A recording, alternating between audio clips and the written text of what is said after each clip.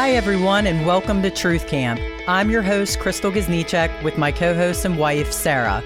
We believe that there is something you can learn from everyone and want to help share these truths to help inspire and motivate. Thank you for spending time with us today. Now let's get started.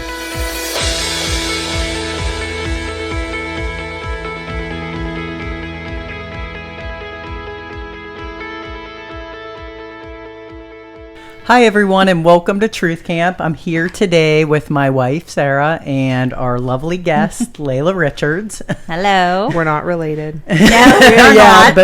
We're Richard. Two separate Richards. And Laila's a nurse practitioner. She's worked a bunch of different places in the area. Many places through the valley, yes. So you might recognize her. Sure. I just thought of that. Oh, she took care of Somebody me. might watch this and be like, uh-oh. like their eye might start twitching. It's like, I know about that STD. Don't worry, guys. HIPAA protects us all. Laila will keep your secret. That's right. So, Laila, how are you doing today? I am good. A little nervous? I am actually a little nervous. I didn't think I would because I talk all the time. But I thought, oh my gosh, am I going to have stuff people want to hear? So, yeah, I am a little bit nervous. I've been training Laila for a couple years. 2 and years. There's some good stories Laila has. So it's going to be a good time today. My comical life. I especially like when Laila comes in extra feisty. You're like, yes, it's a good one today. I do have my feisty days, yes, for sure, when I walk in, yes. So, Laila, where did you grow up? And do you want to tell a little bit about like your childhood? Yep. I am from the area. I grew up, it was Steubenville, but it was up on 213, so we were kind of rural. So I've been here forever. I graduated from the Edison district.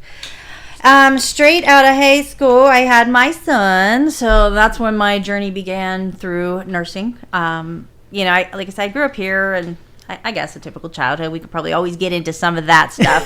It was different. My mom, great person, but with mental health issues and stuff like that, so it was a different upbringing, I guess.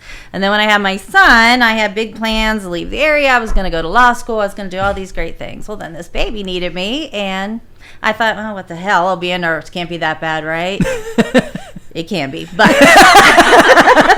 a couple months into nursing school, I'm like, you know what? Maybe this is just where I'm supposed to be. Maybe this is a calling. Maybe this is something I'm supposed to do. And so then I have just gone through that journey with it. I've done bedside nursing, emergency medicine most of the time. I went back, got an MBA. I was a nursing director at East Liverpool City Hospital, so I was up that far north. And I went back for my MSN, and I thought, well, I might as well be a nurse practitioner. Why not? Give it a shot. So that's where I've been on the last 6 years as a nurse practitioner. Emergency medicine, urgent care. I did a little bit of internal medicine too. So nice. That's a lot of nursing. Thank So how many you. years total have you been in nursing? 26 years. 26 years. 26 wow. years. Yes. So crazy to think about it. Do you feel like your ideas about nursing has changed and evolved a lot, like being in nursing? Yes, absolutely. Absolutely. It totally has. Initially when you're going through nursing school and you do the gross junk, because there is gross stuff, and you think, oh God, how am I ever going to do this?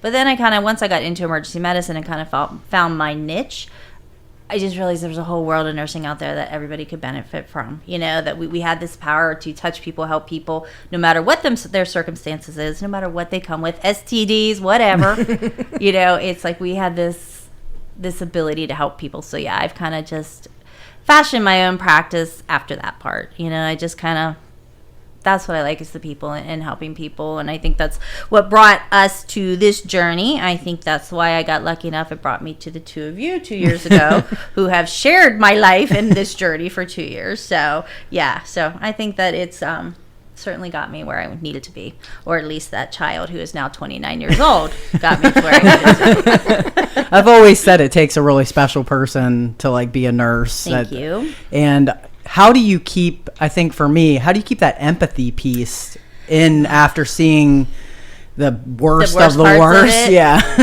It is difficult when you see the worst of the worst. When you're reaching for that piece, where can I have empathy? I think your empathy goes to the person who suffered from that. You see horrible things. You see child abuse, you see sexual assaults and stuff. So the empathy will become to them, like the child that went through it, and not that person that's sitting there that had done this to them.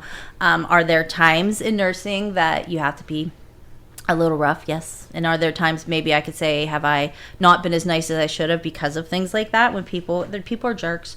I guess I kind of get it through it this way. I always tell younger nurses this too. There are jerky asshole humans out there that become jerky asshole patients, that become jerky asshole clients, and it's just like, so there is times, yes, that you try to keep that straight face. Can I tell you that I always didn't come back at somebody, or there's times that people are totally inappropriate, and you do tell them, settle the hell down, and I've said some stuff, but for the most part, I grab my empathy from whatever piece of that I can to the person who needs me most. And because there are times we have to take care of bad people too. People have done bad things, we got to take care of them, and you separate yourself for a little bit, do your job. And my job, especially in the emergency medicine, is especially if somebody comes in that is a criminal, that did something that we totally can't see, abuse a child, did something like that, the police presence would be there. And the thing is, it's always, my job is not the law. My job is to make sure they live so the law can take care of them. And that's how I always looked at it. I just kind of pushed through those parts, because I've seen lots of bad over 26 years, lots of bad. So. Is it hard to leave that? Sometimes home. When I go home. Sometimes. Yeah, absolutely. I could probably tell you in the course of 26 years, there are still some things that absolutely haunt me. There are still cases that I vividly remember, people, their faces, things that happen. So it is hard. I think sometimes now, even when mine were younger, I don't know if I even did it as much, but now with my grandkids, and as I always tell my children, I like them better than them, so that's probably why. But like children, like a lot of times, it is so hard for me. Like if something happens or somebody comes in, or a child, I can't separate that now. I'm like, oh my God, that makes me think of my grandson or my granddaughter and things like that, where I didn't always do that when mine were young. Maybe because I was the one raising them, and and I was just going through those motions of making healthy adults and you're trying to survive yourself, probably yeah, too. Yeah, there are stuff, and there have been many people who've left nursing because of things like that. Yeah. It's just, it takes a toll after so many years. Yeah, it stays with you for sure. So was this the first, with COVID just happening in 2020, was that the first like major pandemic that you ever had worked through? Biggest one, probably about maybe, I don't even know, it was about 10 years prior to that. We did have H1N1 when that came through. So initially when that started, they were a little more cautious. They were having us wear masks and stuff, but it was gone quickly. Like it was just gone quickly. And we still had people sick. I mean, there were people coming in dying with that, and it was bad, but it just wasn't like to the extent of how it went with this one, with how long they wanted us to wear the protection. And so no, that was the worst that, I had faced as a nurse. So how did that affect you, and like how in the nursing did you like see it? Because I know everyone has their opinions about it, and some people don't even believe it was a thing. It is a thing. I can, I saw many people die, especially initially. It really was. I cannot answer questions for people, because people always tend to want to ask us, like, do you think it was created in a lab? I don't know. All I know is it's here, and we got to face it, and we got to keep moving forward. I understand that the thoughts at first where they wanted to do all the protection and everybody masking up, and there's really no problem with that. I will say the benefit of the mask, we didn't see as much strep throat, we didn't see as much flu. So there are some benefits to it, but I think at the same time, my question was always like, why aren't we trying to get that herd immunity piece to it? Like, why aren't we, what is the difference with this one than any other thing that we've ever faced? So it was scary because it was different. The government treated it different, hospitals treated it different, and so we were almost just like scared, like, is this something that's going to kill us? Is this? But at the same time, you gotta go. Do you think that it was we'll use H1N1 and COVID-19 just as our two examples, the armed politicism with COVID-19 being the differential between the two? I mean, it was a different time. Yeah, 10 years ago. The social media wasn't quite what it was. Right. The media in general wasn't quite what it was. So how did that politicizing of that I think affect you and your job and your views? Make a huge difference, because one of the things too is people were getting information from all these other sources too, and some are listening. Probably to not this, all accurate information. Be surprised, like, we still ask the question. Listen, if somebody's immunized, great. If you're not, great. Listen, we all make our own choices. We just need to know in the course of, like, should I be suspecting something else? Where should we go with this? The violence showed towards us just asking those questions was horrible. I mean, people would be like in your face. They'd be yelling at you. You're not going to make me get that shot. Listen, no, I'm not. I just want to know if you had it, you know? That's fine if not. Or you would get the people who would be like, hey, listen, we need to test you for COVID. There were many that would refuse because they would just become angry. I don't have it. It's not real. Okay. You know, I mean, listen, I can only do so much. I can only help you to the point that you're going to let me help you. But I think because it was out there like that and so many people had different opinions and they have this freedom of just passing it back and forth, you know, with different information, that people did become very angry, very different than in the past. Yeah, I would say attitudes were definitely a lot different with any other health issues that have gone on. So, yeah. And in 26 years of nursing for you, what has been the most difficult part of the uprise of like social media and government influence into your job? Because it's very like, you know, we're taught to, you know, respect medical professionals. They go to school for this. And then it just seems like with this specific pandemic that suddenly shifted to fuck nurses. They don't know what they're talking about. Violence against nurses has become very, very bad. Was there ever an issue? Like I know you and I have talked about the AIDS epidemic. Yes. And was there ever an issue with that when it was like, you know, nurses don't know what they're talking about No, never. Because when I started nursing, so that would have been 96. So we were still just in the throes of it, really, because it was like the late 80s when we started seeing people dying from it more, and it became so much on the news and things like that. But no, it wasn't, you know, I mean, people weren't angry about it. People weren't, you know, we wore PPE, we did what we could. No, not to the extent of this. Like, that we didn't have, there's always a chance of violence, you know, when people are drug addicted or alcohol, you know, anything, they can come in, like the ERs especially, and be violent for a variety of reasons. But I never saw as much violence as I have in the last 2 to 3 years against medical personnel. Like actual physical violence, where which people is are so hurt. Crazy. It is. I mean, and it's like, it doesn't even really make sense. You know, we're not trying to hold anybody against their will. We're not trying to do anything. We're just trying to help you. But it's like people are just instantly enraged, and there are just so many people with all of this. And I will say that the COVID brought a lot of anger out in everybody. It really did. You know, you couldn't win for losing, and, you know, the fact that we're just here to take care of you. But yeah, and it's not like anybody like came to you guys specifically, to every hospital, and was like, listen, this is what you're gonna do. Like, this is what it was. Just you're gonna tell them all that this is fake, and, you know, and it's just like, we're like, it's like, no, you literally have, like, you have, and I don't think a lot of people know this, there's a nursing board that literally decides your fate. Yes. And if you don't follow procedure and protocol, you can lose everything that you've worked for, and you're done.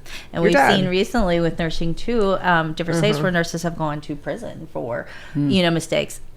You know, I don't know the answer to that. Are we rushed? Are we understaffed? My God, yeah. You know, and I am lucky. I tell the nursing staff this all the time.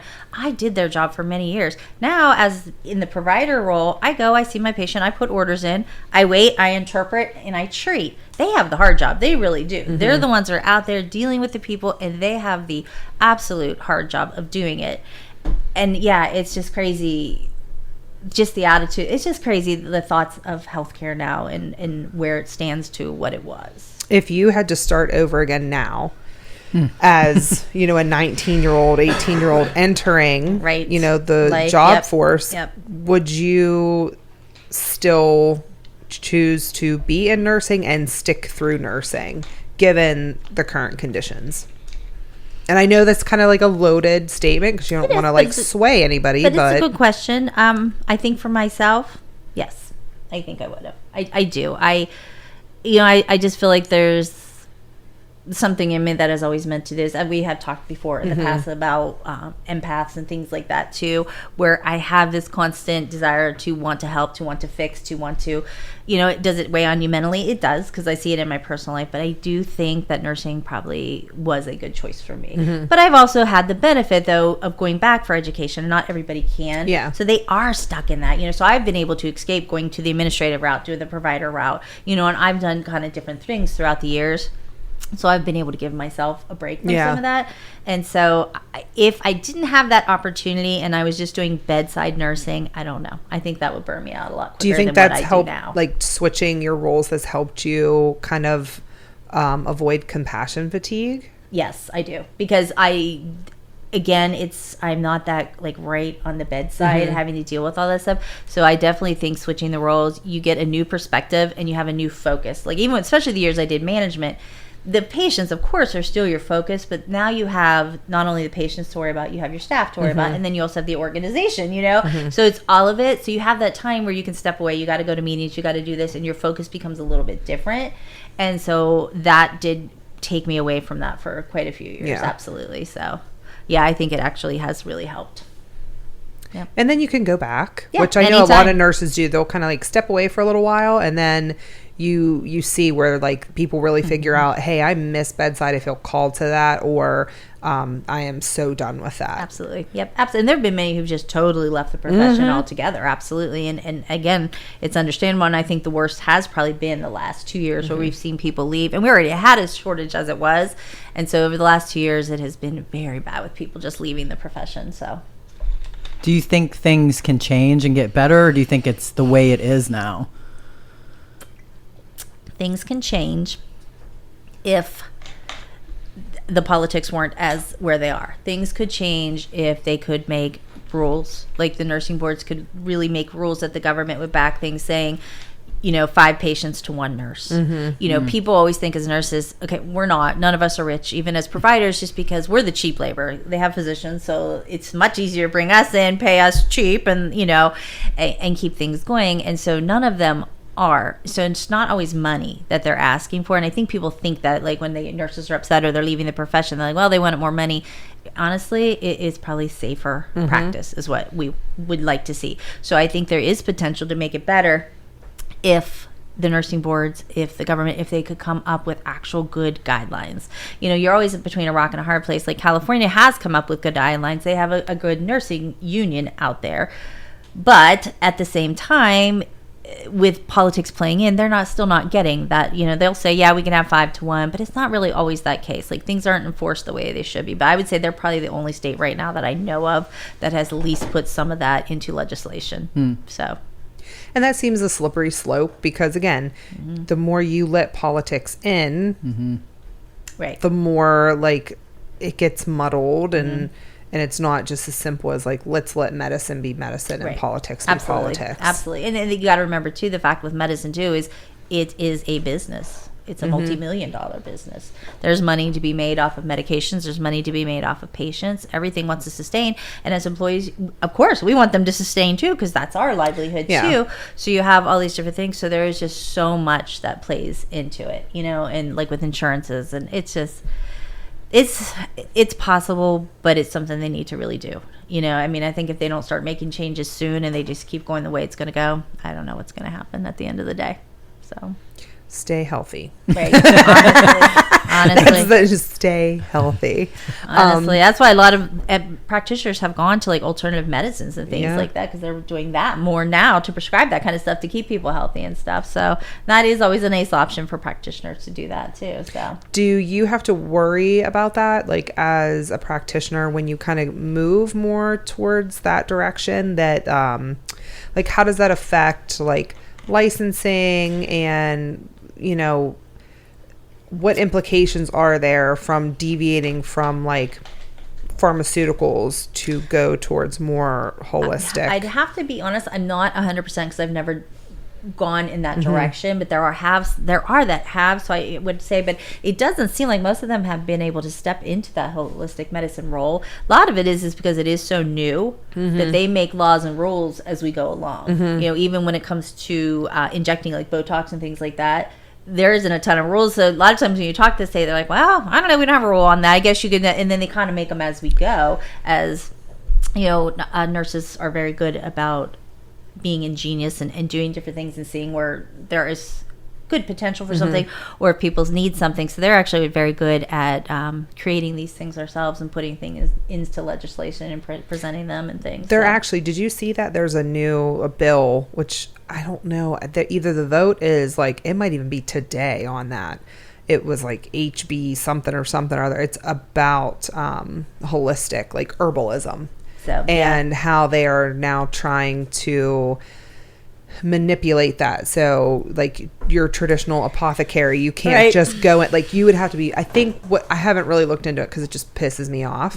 But it would be like before where you went in and you're like, this person goes, oh, these herbal blends are good for blood pressure. Now you can't fucking say that without the government getting involved. Again, there's money to be made. They want to cut. They're realizing that people are accepting this, so let's just make it ourselves. Let's just do this. And so so that's where the money, it always gets a little muddled for sure, is when there's potential for money.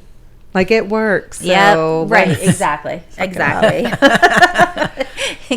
It works. Let's take advantage of it, so for sure. So out of all of your roundings, and I know like we've talked about this, is it fair to say that your favorite sector is like ED, emergency department? Yep. And what about that is your favorite? Like what makes that your favorite? I am the type personality, though, I like the unexpected. I like action. I like constantly moving. So it is busy. There's different people coming in. You're not that in floor nursing, and God love floor nurses because I don't, it's just not for me. I don't think I could have done it because I get to take care of my patient. We stabilize them, we fix them, we keep them alive, and okay, they're gone. They're yours now, so we move on to somebody else. We have this constant movement, and you do see the sickest of the sick, and you get to see some of those exciting things like the traumas and things like that. And I work best under a lot of pressure. So, and that's what I love about it. And I you and I have talked about this too, where I've asked you like, how does that affect you when you have no idea what happens to this person? When you really like want to know. Like, it is difficult, especially because years ago we used to be able to, like, say we sent somebody to Pittsburgh or something, we used to be able to call and just talk to the nurses on the floor and say, hey, how's this person doing? With the HIPAA laws and stuff, there's nothing. So a lot of times we don't know. We don't know. And I hate to say it, sometimes you figure out if you see somebody's name in the obituaries or something like that, and you're like, okay, where you had hoped it would be different, but a lot of times now it is completely unknown. And yes, there have been many times over the years I would like to have known. Do you have patients sometimes come back and visit you? Sometimes. Yeah, I had a guy one time, he was 30, he was young, and he came in with a stroke, and it was right when we were just starting the thrombolytics, so we're talking 20 some years ago. And I just remember at 38, I was scared to death to put this thrombolytic on this guy. Like, he's 38 and his whole life is in my hands. And we did it, and he came back about 2 months later. He had a little bit of deficit, but he was walking, he was getting everything back, and he thanked me. And so it was really nice to know, because I just remember my hands shaking. I can remember it, just everything is so clear about it, because I had a younger nurse with me. She's like, why are your hands shaking? I go, listen, when you got a 38-year-old man's life in your hands, I hope your hands shake too. I hope they do shake, because I will always remember him, and I was so thrilled that he did so well with it. So that's awesome. So if anything happens to you at the emergency department and you code out, just go back and let them know you're okay. Yes, if you please. Think about it. Just pop your head in. Come back and say, thank you for shocking me. I'm here. That, yes. I made it. Yes. I that would kill me. It is hard that sometimes. would kill my soul, because I would just be so curious to know. Like, you would be. Oh my God, yeah, that would torture me. And laws prevent us from ever reaching out, so yeah. Because you just want to know. Yep. And I don't think people think about that, because we don't. I think it's very easy with nursing, especially, to just remove the human aspect of it, and it's like, well, this is their job, but like, yes, people do that. You're still like a person, and you're caring for an individual. We face that. I think I faced that a lot with, which Crystal and I talk about that a lot too, about like living in my truth and the things that have happened to me over the years and stuff like that. Because I said, in the role where people see me in the community, I think people forget we're human. That we actually have lives, we have families, we have heartache, we have joy, and all this stuff. And I said, I think it's almost like, honestly, a lot of patients, when I go in, I talk to them as they talk to me. If they're down to earth, I just kind of embrace who they are. And I'll even say stuff like, oh yeah, that happened to me. And they look at you like you're through your heads. I said, but I think it is helpful that people realize that, listen, we're all in this together. I get it. I've been there, and so that's definitely, they forget that we are definitely people. They just kind of think we're robots, or that, you just do your job, go home, and that's it. There's nothing more to it. Yeah. So, which is funny, because any other profession, you realize like, oh, they're so stressed out because like I'll use a lawyer for example, like, not to take a shit on them, but like, it's like, oh, they're so stressed out, they deal with so much. there's empathy given to them. Like their workload is so crazy, or like a judge, like someone in the judicial system. Yep. But again, not to take a shit on them. Like I don't think that they necessarily deserve the higher levels of empathy that they get, as opposed to someone in a medical professional. Yeah, we don't. It was very interesting to us when COVID did hit, and they were having all of our signs about, heroes work here and stuff. We were thinking to ourselves, well, hell, I worked here last week, yeah, still and here. then that went from heroes work here to here's a fucking piece of candy, bitch. Get back on the floor. I know you've been here for 16 hours, but yeah. Oh, there's no more PPE, so too fucking bad. Oh, you tested positive? You don't look sick enough. You're fine.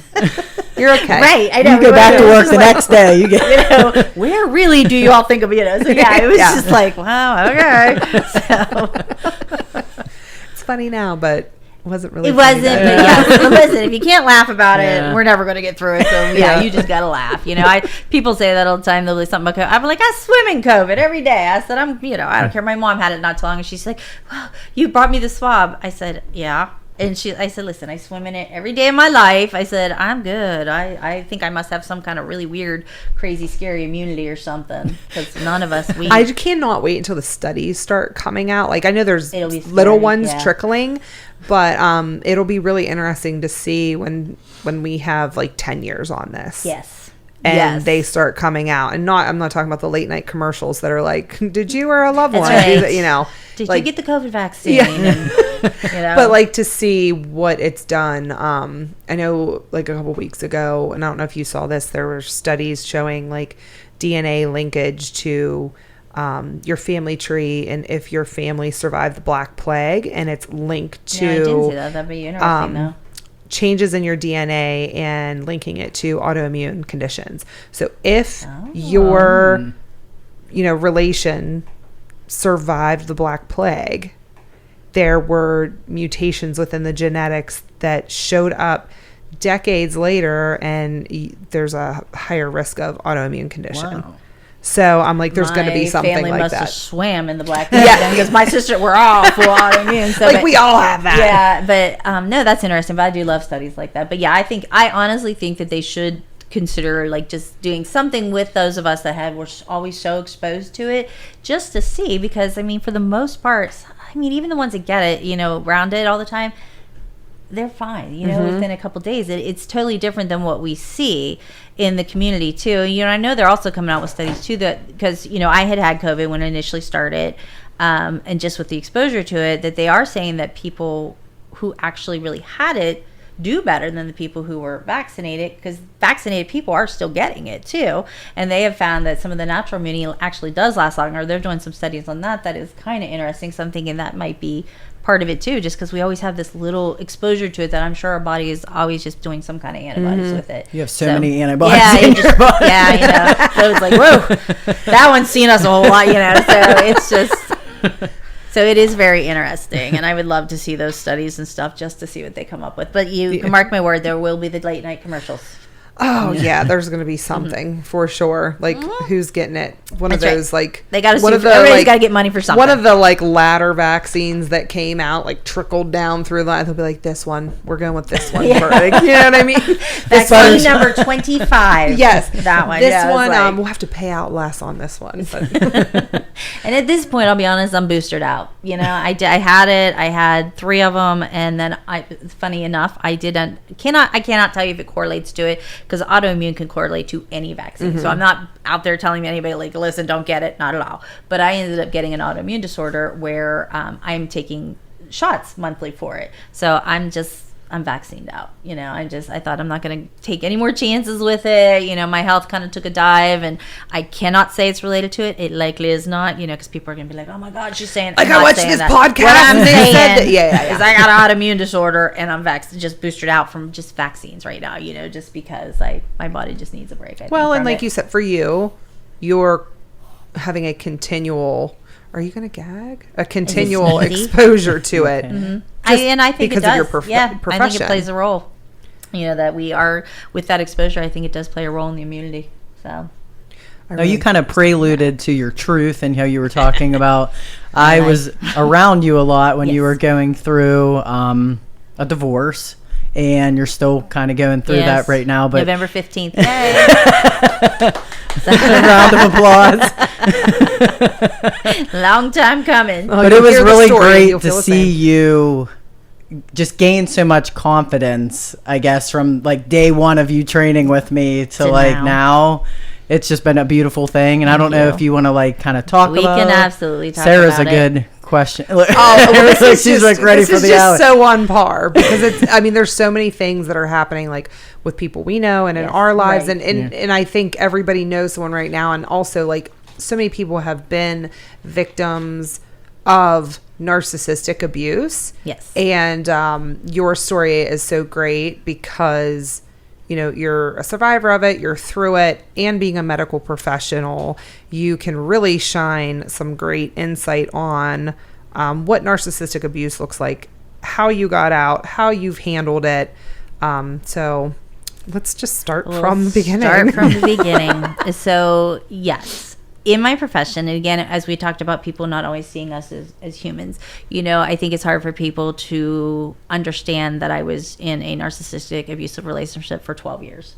Because they look at me and they're like, you make your own money, you have your own life, you have this, you know, why would you stay? So, and there's a lot of answers to that, you know.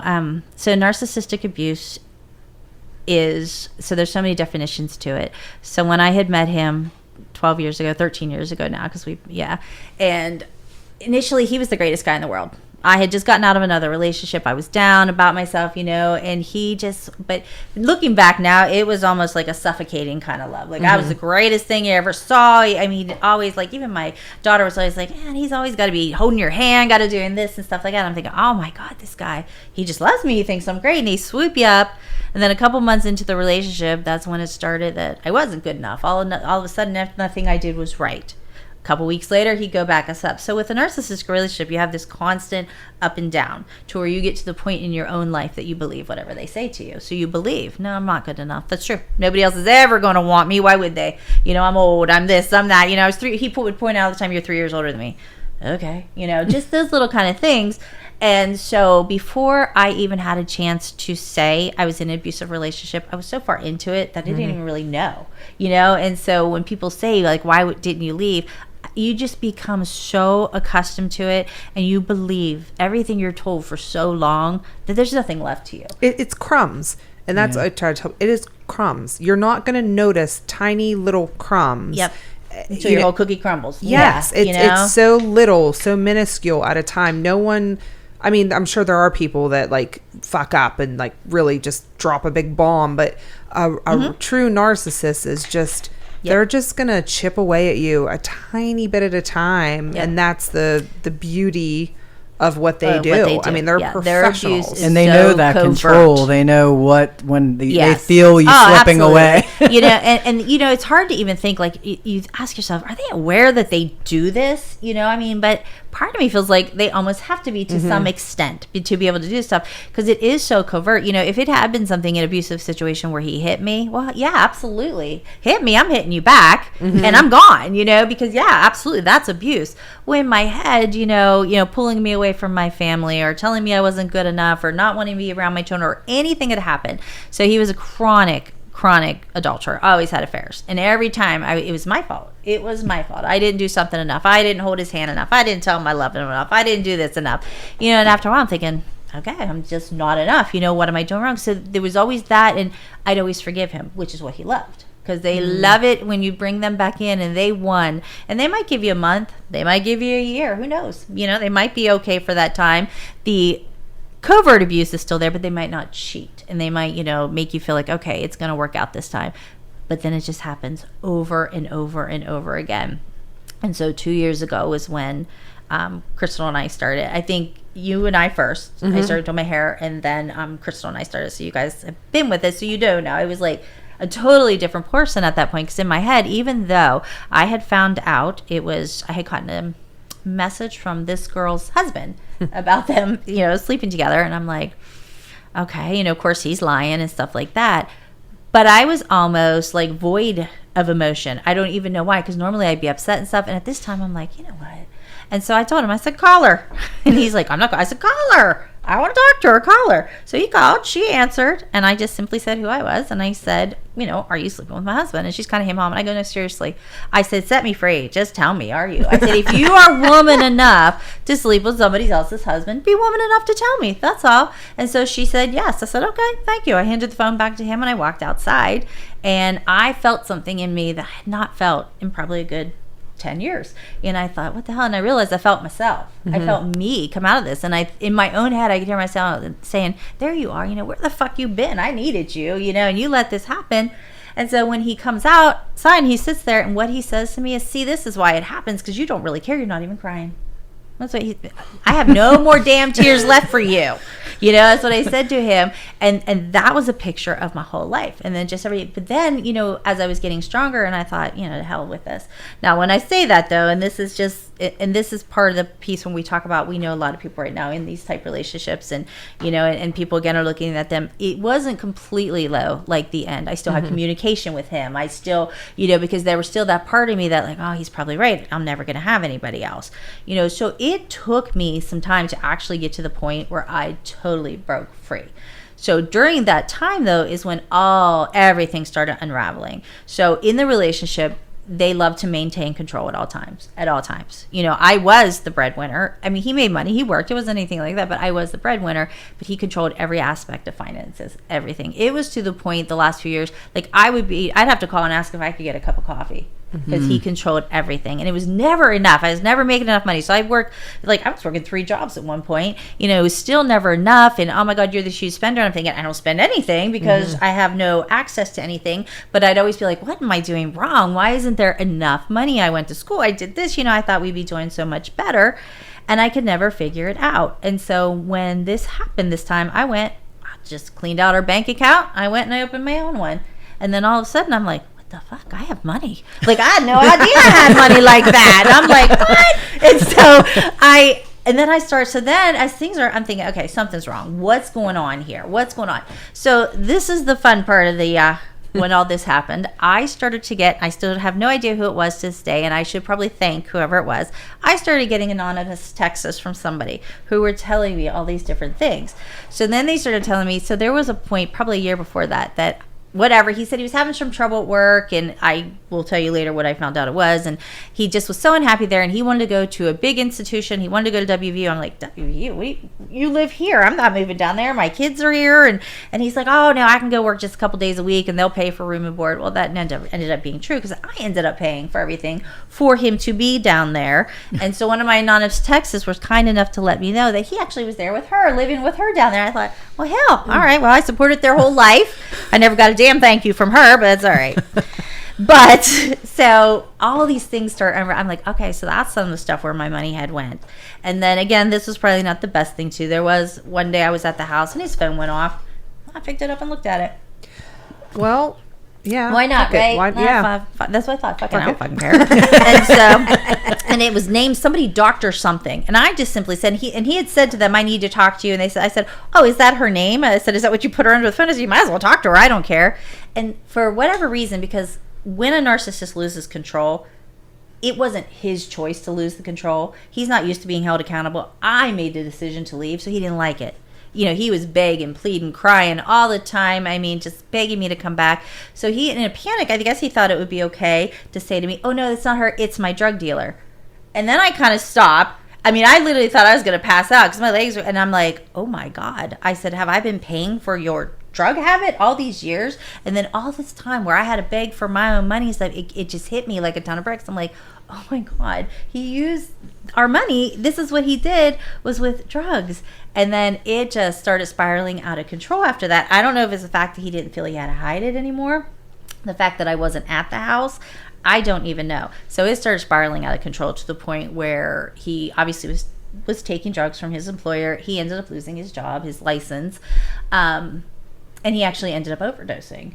And that was probably, I think that would have been the time when I was done. I ended up there because it was Father's Day. The only reason I did is his daughter, who I've had since she was 1 year old, She didn't like him before any of this, because again, he is who he is in every aspect of his life. Every relationship before me, I just, for whatever reason, this empath part of me always thinks I can fix somebody, so I thought I would be the one to make him different. He would love me enough that he would want to stay, be faithful, have a good life, but he didn't. This is how he was. So she's like, I got him a gift, but I'm not going unless you're there. I'm like, I'm at work, I said. And so it was a slow day, so she's like, just go get it over with. So I told Matt, I said, okay, I'll be there.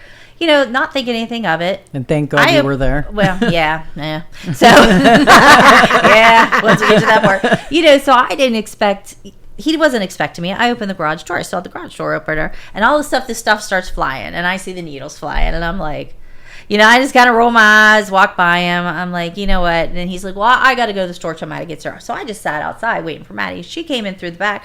Her and I were chit-chatting and stuff. And I finally said to her, I go, your dad said he's going to the store. I said, he's not back. I said, I can't wait any longer. And she's like, his garage is his truck's in the driveway. And I'm like, oh. So of course she follows me, and there he is, overdosed. And I'm like, and I can tell you, it does not work to punch them in the face or the chest. You have to actually go a little further than that, but it was worth a try, right? So anyways, I did, and the kindness of my heart revived him. But of course, his child was also, he's probably lucky she was there. Maybe I wouldn't know. I wouldn't have. I did what I was supposed to. And I did. Of course, even though she doesn't like him per se, it's her father, so she was hysterical, so I did, we revived him, and then it ended up from there. He got arrested after he woke up, and so then it started on his legal issues of getting arrested, things like that. But that was the last time I actually physically saw him, and that was my answer to him. I saved your life. You've taken so much of mine. I saved yours. Just let me go.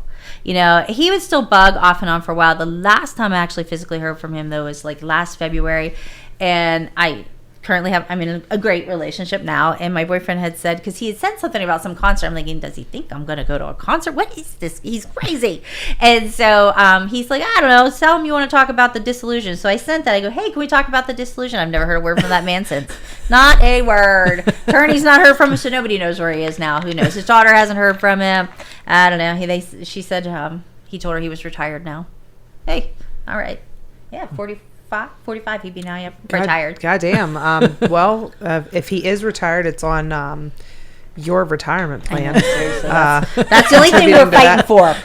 That's I don't even care. I said, because of course now I get to go tell my story in front of a judge, because he wants to see it. Because in Ohio it's not recognized adultery, which is totally fine. I mean, at the end of the day, I forgave him for that at times. Finally, I had enough. But the other stuff, no. Yeah. This has been, no.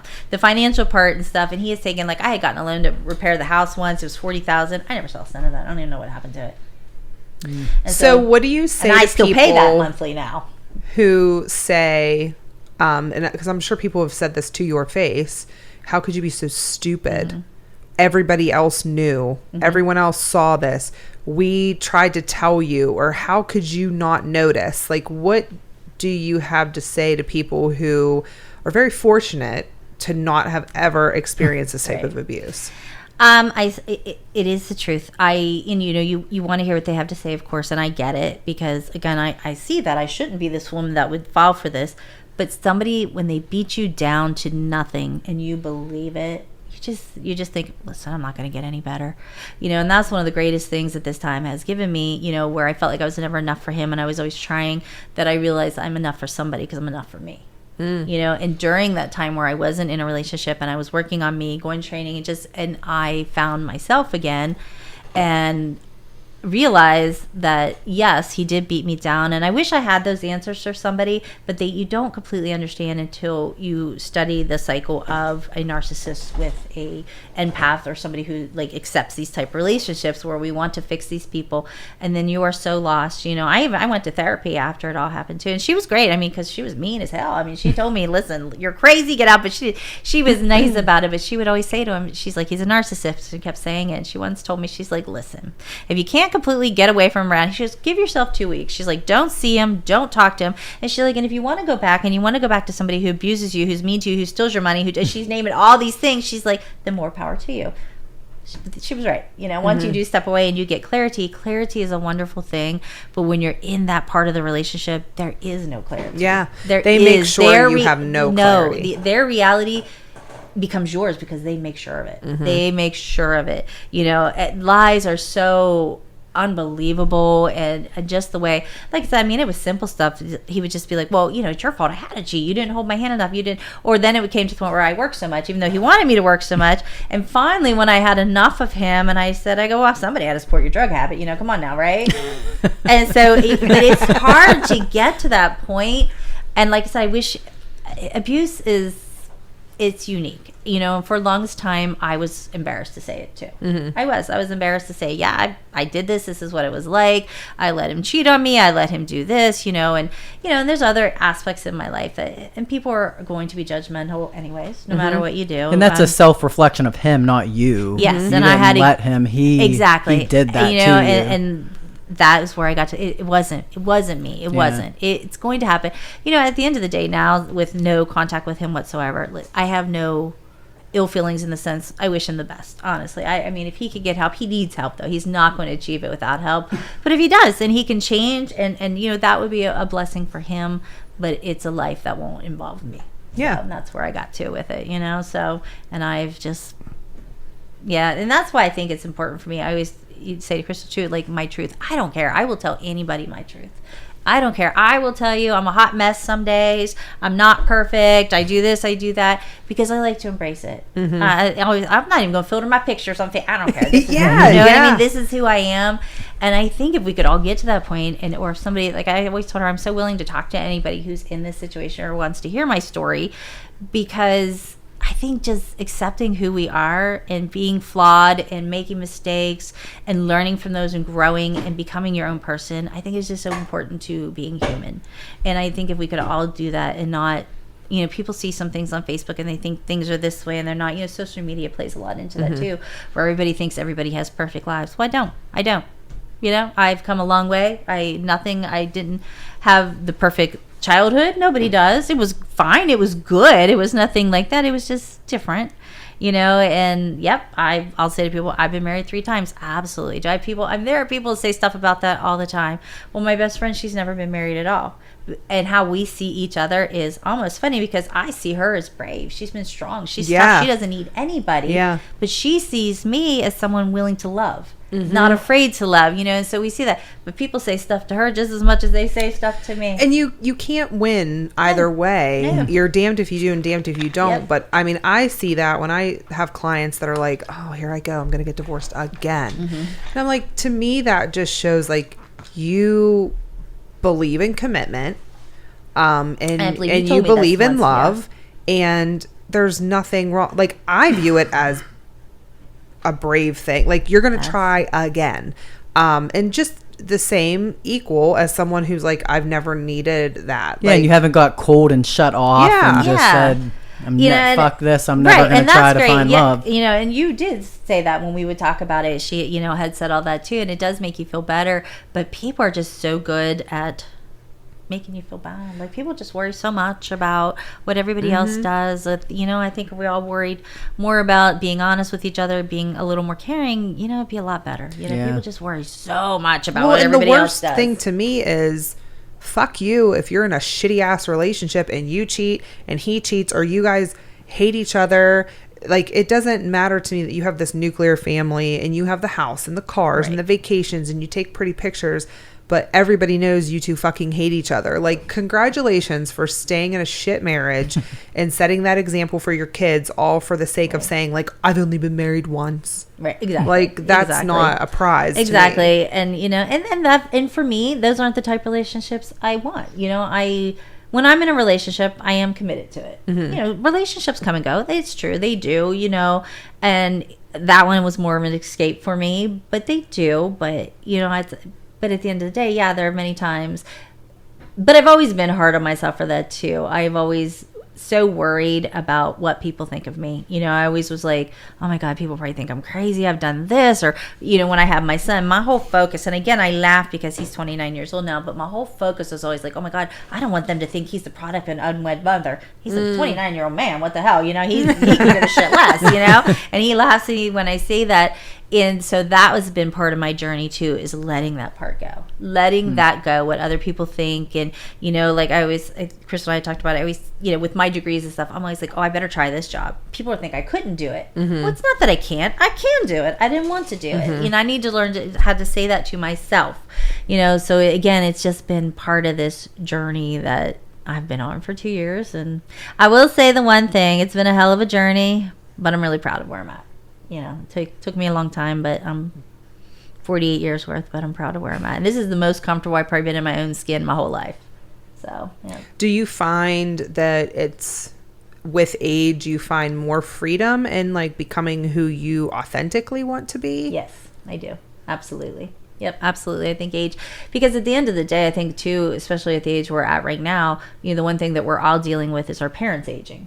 You know, so we see what's happening there, you know, and I always tell my sister, I said, I don't know if it's scarier that they're aging and we're taking care of them more, or the fact that we're up at bat, you know? Yeah. And so I'm always like, listen, we better just live your life. Live it. This is the only chance you got. You might as well try to be happy. And I truly feel for myself, if I don't live in my truth and help somebody, tell somebody my stories, any story they want to hear, my imperfections, whatever, so they know they're not alone, because we just this is it, man. You got to live and you got to be happy. Now, me and Sarah have talked about this before after getting out of our last previous relationships. Was it hard going into another relationship? And then, like, did you feel like you were going to have consequences for certain things you did? And Yes. And so it did take him a while. And I always laugh now because it's been over a year. I said, well, I guess the red flags aren't there now. And he just kind of laughs but he is not a normal man that I would have chosen, not in the sense of his looks and personality wise, because he really doesn't need fixed.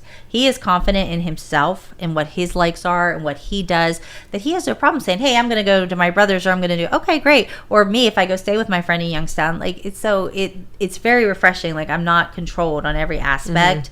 And there is just this trust, you know, but it was hard. Yes, it was very hard. You know, I made rules for him at the beginning. Like, listen, don't call me your girlfriend, you know, don't do that. So what he would do, he'd send texts, he'd be like, hey, buddy, old pal. So what we did is I started looking up every way to say friend in a different language, so we would call each other that. So we just had fun with it until I was willing to say, okay, I guess I like you enough to call you my boyfriend. So, but it's been different because I've not been in a relationship where, you know, this confident man that he is happy in himself, you know, and we've melded our families together. Everybody likes each other. I love his kids as if I would my own, you know, and he even takes Maddie, who is my stepdaughter, who I still see a lot, you know, because she doesn't see her dad or anything. And so it's been a lovely journey, I will say that. So it's been very nice. It's just a very different relationship that I've been used to. So you guys just got back from Boston too on a nice little trip. Layla's a traveler like we are too. We always talk about everybody should go wherever you can in life. Beautiful world out there. You got to see it. What is for traveling? I know for myself what I get out of it. What do you feel like the most important thing that draws you to traveling? On places that I pick, you mean to go? Like, do you like the culture aspect? I do. I love the culture aspect. I love cities. You know, I mean, I love hiking and I love the beach too, but I'm telling you, if you put me in a big city, I'm more comfortable there because I love the culture. I love the city life. I love people in the cities. They're more open, they're just a lot different, you know, and everybody's a little more accepting, and it's so fun just to look at their culture and how beautiful their cities are. But I honestly will probably travel anywhere, because what I will tell you is there is beauty to be found everywhere in this world.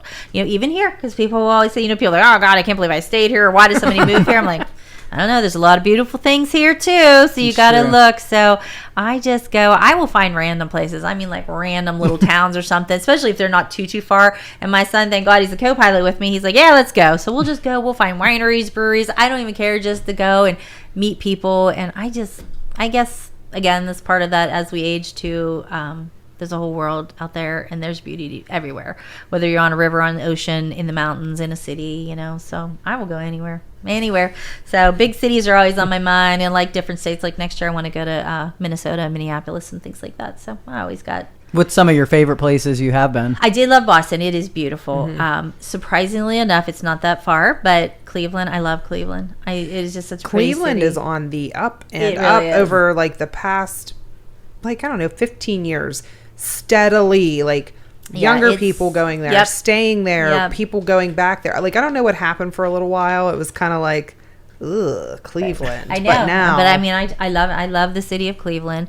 I love Louisville, Kentucky. It's beautiful. I actually do love Pittsburgh too. I think it's one of the nicest cities. Chicago is an amazing city too. So honestly, though, if you tell me any place, you could probably name somewhere in the world I've been, I'll tell you something I like there. Because I just want to go. And no matter where I am, even if you don't have the best, I'm going to find something I like there. If I made the effort to go, I'm finding it. I don't care what it is. It could be like a hole-in-the-wall bar with great people in it, and I will just sit down and we'll have a good old time, you know? You always have cool stories about the different places that you go and stuff. You always find good restaurants. I do. I love eating too.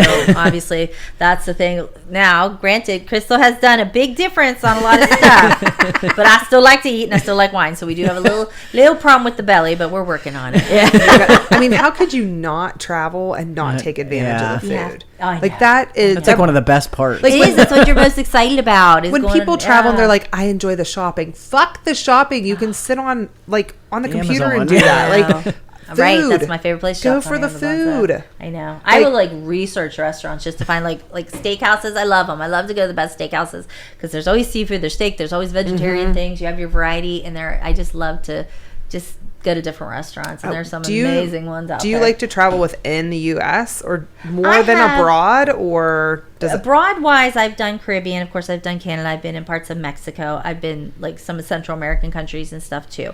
I would likely go anywhere, but I will say, I do the United States. I do love. There's just so much different things, different topographies. We could be out west. You could be on the Pacific. So I would say I probably do prefer in the U.S. just to see what we have here to offer and take in all of that. So, yep. How many states have you been to? Do you know? I do offhand because the only reason is because I thought about it the other day because I thought, I'm almost to half, 24. I've been in 24 states, yes. So working on it, trying to get to all of them. I don't know. There was some of the ones like Kansas and Nebraska. I'm thinking Kansas. barbecue? Okay, all right. Yeah, there you go. Yes, because I'm thinking, barbecue. what am I going to do out there? Corn? But hey, listen, I'm sure I'll find something. There's got to be something in there that we will enjoy. And like I said, I always have my co-pilot. My son always goes with me. Find or my stuff daughter like when the she can. world's largest frying pan. Yeah, that's right. The biggest ball of yarn, whatever. You touch it, I was there. It's like...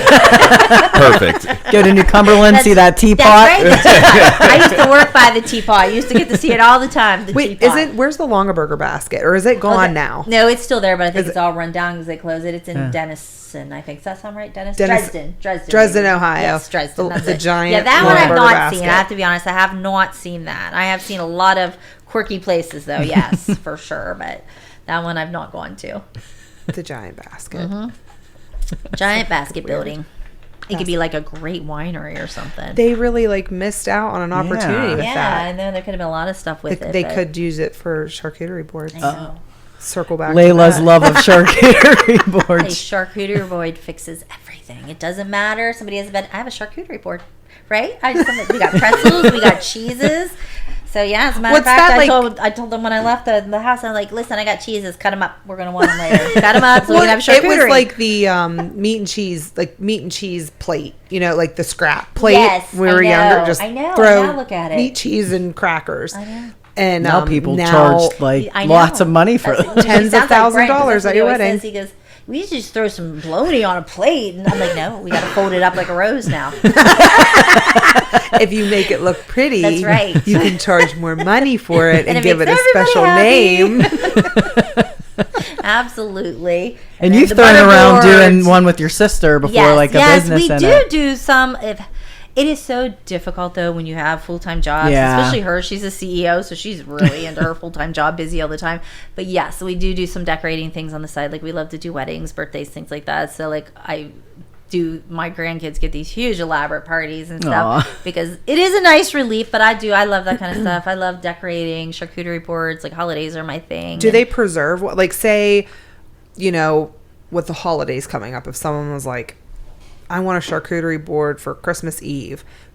How far in advance could that be made? It would depend on what you put on it. So if you're doing any kind of fruits and things like that, it wouldn't be you'd be doing it like a day or so before probably. So yeah, that's the only thing too, because I've even had ideas like how great it would be like at weddings to do personal charcuterie boards on tables and stuff like that. Oh, yeah. But that's the stuff you got to think through. It's like, okay, what would they want? And coming up with a price for those kind of things.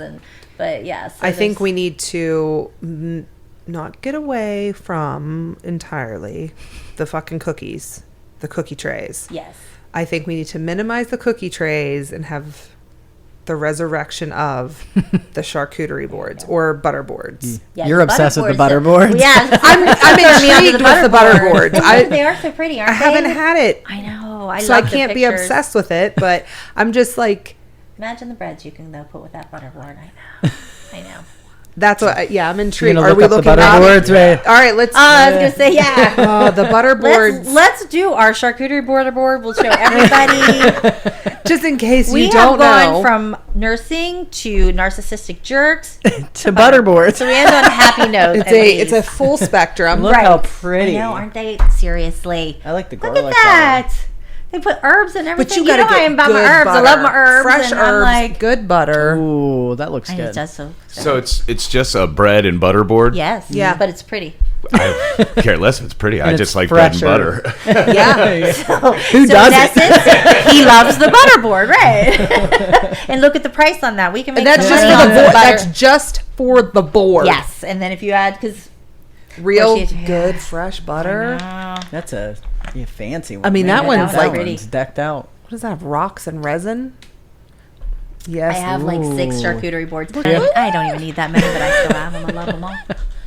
Love I them mean, all. it's pretty. It is. I know. I love them. You know, a good gift for you for the 150. holidays. I want to see more butter. Go back to the butter boards. Get away from the charcuterie boards. We got to go butter All right, we board. could talk about, imagine all the things, different types of butters we could do, Yeah. all the different breads. There, What if you could do it with ghee? Look at that one's very nice too. That one looks delicious. Like, does that have like Oh, that's fig pretty. on it? Oh, I thought Or what or is apples, that? maybe. Oh, that's that right there. Oh, this garlic. is Yeah, it's chunks of garlic, I this bet you, is maybe. the breath killer 3000. Oof, but that looks delicious. I think we need to Man, do you one can of just these. make anything fancy. Yeah. You put a little parsley on it, and it's like, I want to see a PB&J board. I mean, look, I guarantee it might Yes, I bet exist. you that. Look it up. I bet you they it up. have They it. can do it. almond butter, peanut butter, anything you want, you could do it. Peanut butter board. Yes.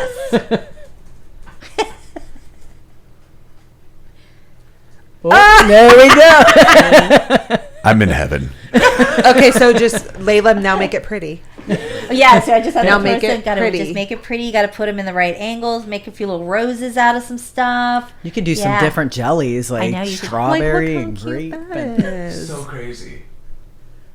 And all the this little effort bowls. and it just gone. I know you put the effort Gone in, and I swear to seconds. God, it is gone in 10 minutes. Like I'll make them for the holidays. I'm like, And suddenly, the board's gone. You know, it's like it was pretty at first, PB&J is now $70. and they even threw little Cheez-Its on there too. Oh, they're so fancy. A sprinkling of nuts and potato crisps. The profit margin has to be exceptional.